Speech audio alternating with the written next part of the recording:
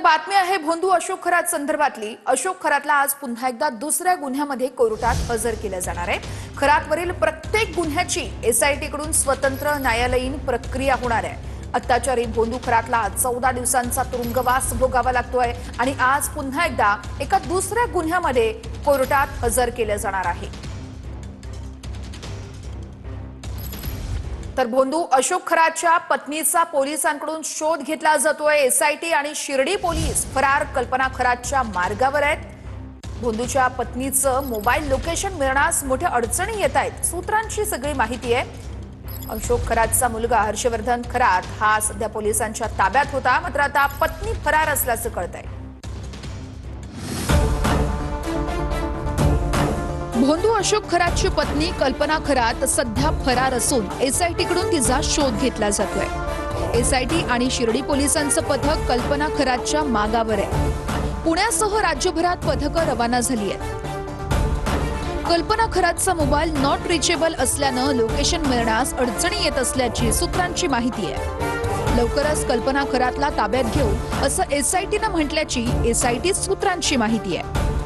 कल्पना खरात कुठं लपून बसलीये याची तिच्या मुलाकडे चौकशी करण्यात आली आहे। मुलालाही आईचा ठाव ठिकाणा माहिती नसल्याचं समोर आलंय। मुलाकडे कल्पना खरातची चौकशी केल्यानंतर त्याला सोडून देण्यात आलंय। कल्पना खरात विरोधात शिर्डीतही गुन्हा दाखल करण्यात आलाय। तर भोंदू खरातला एसआयटी दुसऱ्या गुन्ह्यामध्ये पुन्हा एकदा कोर्टात हजर करणार आहे। पहिल्या गुन्ह्यामध्ये खरातची बुधवारी जेलमध्ये रवानगी करण्यात आली आहे। खरात संबंधित 3 ते 4 डॉक्टरांची एसआयटी कडून चौकशी झाल्याचं सूत्र सांगतात। महिलांना गर्भपाताच्या गोळ्या देणाऱ्या डॉक्टरांची देखील चौकशी केली जातीये, सूत्रांची सगळी माहिती आहे। एसआयटी भोंदू खरातला एका दुसऱ्या गुन्ह्यामध्ये आज पुन्हा एकदा कोर्टात हजर केलं जाणार आहे। 14 दिवस यावेळेस भोंदू अशोक खरात हा तुरुंगात असणार आहे, मात्र आता पुन्हा एकदा एसआयटी कडून दुसऱ्या गुन्ह्यामध्ये कोर्टात हजर केलं जाणार आहे। खरात संबंधित 3 ते 4 डॉक्टरांची एसआयटी कडून चौकशी सुरू होतीये। महिलांना गर्भपाताच्या गोळ्या देणाऱ्या डॉक्टरांची चौकशी केली जातीये। तर दुसरीकडे आपण जर बघितलं तर एसआयटी भोंदू खरातला पुन्हा एकदा एका दुसऱ्या गुन्ह्यात कोर्टात हजर करणार आहे। पहिल्या गुन्ह्यामध्ये बुधवारी हजर करण्यात आलं होतं, त्यानंतर आपण जर बघितलं तर 14 दिवसांची इथं कोठडी सुनावण्यात आली होती। मात्र आज पुन्हा एकदा भोंदू अशोक खरातला एसआयटी एका दुसऱ्या गुन्ह्यामध्ये कोर्टात हजर करणार आहे। त्यामुळे आज नेमका कशा पद्धतीने युक्तिवाद केला जातोय आणि कोर्टाची सुनावणी संपल्यानंतर निकाल पुढे काय येतोय, कोणती कोठडी पुन्हा एकदा आता भोंदू खरातला लिहिली जाते ते बघणं अतिशय महत्त्वाचं असेल।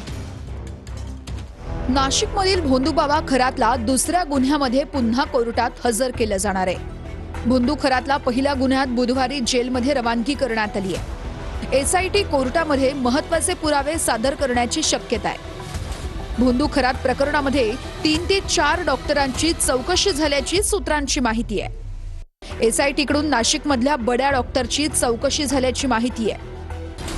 एसआयटी कडून चौकशी झालेल्या डॉक्टरांचा खरात सल्ला घ्यायचा ही सूत्रांची माहिती आहे। गुंगी येणारी औषधं आणि वेदनाशामक गोळ्या महिलांना द्यायचा सूत्रांची माहिती आहे।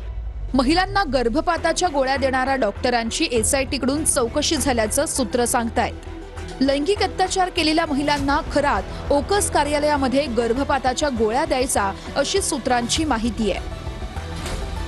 भोंदू खरातच्या प्रकरणात एसआयटीच्या तपासामध्ये धक्कादायक माहिती समोर आली आहे। 3 दिवसात खरातच्या बँक खात्यांची एसआयटी कडून तपासणी करण्यात आली आहे। मधून डेटा जप्त करण्यात आलाय। महत्त्वाचे पुरावे हाती लागलेत। खरातनं 4 वर्षात सुमारे 70 कोटींची प्रॉपर्टी खरेदी केली आहे। नाशिक, पुणे आणि अहिल्यानगरमध्ये मोठी गुंतवणूक आहे। अनेक व्यवहारांमध्ये पार्टनर म्हणून इतरांची नावं आहेत। बहुतांश पेमेंट रोख रकमेनं केल्याचं उघड आलंय। बंगला आणि ऑफिसचं काम केलेल्या कामगारांना 25 लाख रोख दिले।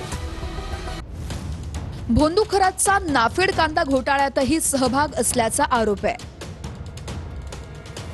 Shri Venkatesh farmer producer company मार्फत खरातनं कांदा खरेदी विक्री व्यवहार केला। 250हून अधिक कंपन्या इच्छुक असताना खरातच्या कंपनीला प्राधान्य देण्यात आलं। मार्च 2024 मध्ये संशयास्पदरित्या खरातच्या कंपनीला नाफेडची मान्यता मिळाली। शेतकऱ्यांची आर्थिक फसवणूक झाल्याची प्राथमिक माहिती आहे। सातबारा उतारावरती कांदा पीक दाखवलं, मात्र प्रत्यक्षात द्राक्षबाग आढळल्या.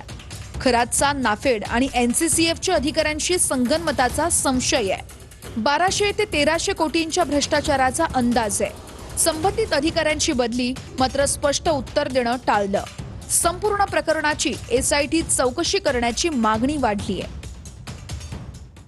बातमी मोठी आहे, कारण भोंदू अशोक खरात प्रकरणी थोड्याच वेळामध्ये नाशिक न्यायालयामध्ये सुनावणी पार पडणार आहे. खरातला VC द्वारे हजर करण्याची परवानगी द्या, SITनं ही विनंती केलेली आहे. न्यायालयामध्ये SIT खरातच्या पोलीस कोठडीची मागणी करणार असल्याची देखील माहिती मिळतेय. या संदर्भात चंदन पूजाधिकारी आमचे प्रतिनिधी आपल्याला सविस्तर अपडेट्स देत आहेत. तर चंदन, अगदी थोड्याच वेळात खरात प्रकरणी सुनावणी होईल आणि एक महत्त्वाचं म्हणजे SIT कडून VC द्वारे हजर लावण्याची यावेळेस मागणी केली जाण्याची शक्यता आहे. नेमक्या काय घडामोडी घडत आहेत, सविस्तर सांगाल? निश्चितपणे आपल्याला माहिती आहे की थोड्याच वेळात नाशिकच्या जिल्हा न्यायालयामध्ये भोंदूबाबा अशोक खरातची आज सुनावणी होणार आहे. काल आपण बघितलं की या ठिकाणी त्याला ज्या वेळेला कोर्टात हजर करण्यात आलं होतं त्यावेळेला पहिला जो गुन्हा त्याच्या विरोधात सरकारवाडा पोलीस ठाण्यात दाखल होता, त्या पहिल्या गुन्ह्यामध्ये त्याला 14 दिवसांची न्यायालयीन कोठडी मिळाली. ही कोठडी मिळाल्यानंतर लगेच त्याला नाशिकच्या सेंट्रल जेलला नेण्यात आलं. तिकडची प्रक्रिया पूर्ण करण्यात आली आणि SITनं लगेच पुढच्या गुन्ह्यामध्ये त्याचा ताबा घेतलेला आहे. कालपासून तो पुन्हा SITच्या ताब्यात आहे. आता या ठिकाणी त्याला SIT आणणार की ऑनलाईन त्याची या ठिकाणी सुनावणी होणार हे बघणं महत्त्वाचं असणार आहे. कारण SITच्या माध्यमातून न्यायालयाला अशी विनंती करण्यात आलेली आहे की भोंदूबाबा अशोक खरातची जी सुनावणी आहे ती VC द्वारे घेण्यात यावी, व्हिडिओ कॉन्फरन्सिंगद्वारे ती सुनावणी घेण्यात यावी. कारण त्याच्या सुरक्षेचा प्रश्न या ठिकाणी ऐरणीवर आहे. आपण बघतोय की सातत्यानं ज्या वेळेला त्याला न्यायालयात आणलं जातंय त्यावेळेला प्रचंड मोठ्या प्रमाणात गर्दी होतीये. पोलिसांना मोठा फौजफाटा बंदोबस्त या ठिकाणी लावावा लागतोय. आणि दुसरं महत्त्वाचं म्हणजे हा संपूर्ण राज्याच्या दृष्टीनं अत्यंत सेन्सिटिव्ह अशी ही केस आहे आणि त्याच्यामुळे भोंदूबाबा अशोक खरातच्या जीविताला जपणं हे सगळ्यात प्राधान्यक्रमाचं काम सध्या SIT आणि पोलीस प्रशासनासमोर आहे. आणि त्याच्यामुळे आता जी सुनावणी आहे ती VC द्वारे घ्यावी अशा पद्धतीची एक विनंती जी आहे ती SIT मार्फत न्यायालयाला करण्यात आलेली आहे. अर्थात न्यायालयाच्या वतीनं या संदर्भात लवकरच निर्णय घेतला जाणार आहे. पुढच्या काही मिनिटांमध्ये या संदर्भातला निर्णय होईल आणि त्याच्यानंतर निश्चितच या सुनावणीकडे चंदन तुम्ही लक्ष ठेवून राहा, प्रत्येक अपडेट घेत राहू. तो तास धन्यवाद दिलेल्या माहितीसाठी. थोड्याच वेळात नाशिकमध्ये सुनावणीला सुरुवात होणार आहे. खरातला कोर्टात VC द्वारे हजर करण्याची परवानगी देण्यात आली आहे. एक मोठी अपडेट आहे. SITनं परवानगी मागणी केली होती, अशी परवानगी द्यावी अशी मागणी केली होती, मात्र आता अखेर VC द्वारे हजर लावण्याची परवानगी देण्यात आलेली आहे.